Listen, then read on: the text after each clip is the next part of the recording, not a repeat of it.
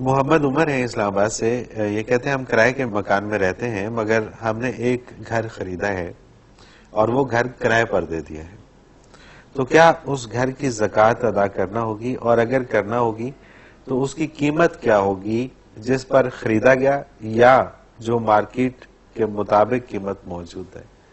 اس میں یار علماء تو فرماتے ہیں کہ جب اسے بیچیں گے تو اس قیمت فروخت پہ زکوٰۃ دیں، جب اس کو بیچیں گے تو اس وقت جو قیمت ہوگی اس پہ زکوٰۃ دے دیں، کیونکہ وہ چل رہا ہے نا، اس کی قیمت بڑھ رہی ہے، ٹھیک ہے، پراپرٹی بڑھتی رہتی ہے بڑھتی نا رہتی جی۔ ہے۔ یہ گھر آپ نے 10 لاکھ کا خریدا، ہو سکتا ہے آپ 10 سال بعد 10 کروڑ کا ہو جائے، ٹھیک ہے، نہیں تو 20-50 لاکھ کا تو ہو جائے گا، تو اس میں اضافہ ہوتا رہتا ہے۔ آپ کا ایک روزگار ہے، ذریعہ معاش ہے، وہ رقم تجارت میں خرچ کی ہوئی ہے، ٹھیک ہے، تو آپ تو منافع لے رہے ہیں، صرف اصل تو آپ کے ہاتھ میں تو نہیں ہے، آپ کی ملکیت تو ہے لیکن ہاتھ میں تو نہیں ہے۔ ٹھیک ہے، تو جب اگر وہ مکان کبھی آپ بیچتے ہیں تو جو سرمایہ آتا ہے سب پہ زکوٰۃ دے دیں۔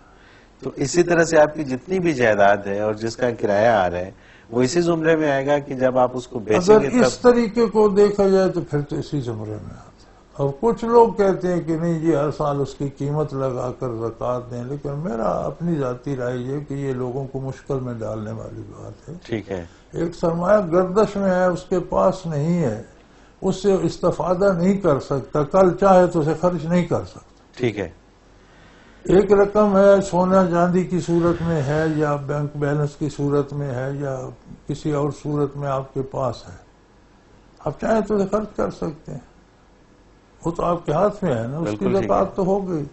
اب ایک آپ کے بس میں نہیں ہے، انویسٹڈ رقم ہے، اس پر آپ کو پرافٹ آ رہا ہے، تو پرافٹ تو اتنا نہیں کہ اس پہ زکوٰۃ دی جائے، وہ تو آپ کا خرچ ہو جاتا ہے، ٹھیک ہے، روزانہ کے اخراجات میں لگ جاتا ہے۔ ٹھیک ہے، وہ مال جو ہے وہ خرچ ہوا ہے، وہ تو آپ کے ہاتھ میں نہیں، تو اس کی زکوٰۃ کہاں سے دیں گے؟ صحیح، یہ تو پھر بندے پر جرمانہ ہی پڑے گا نا۔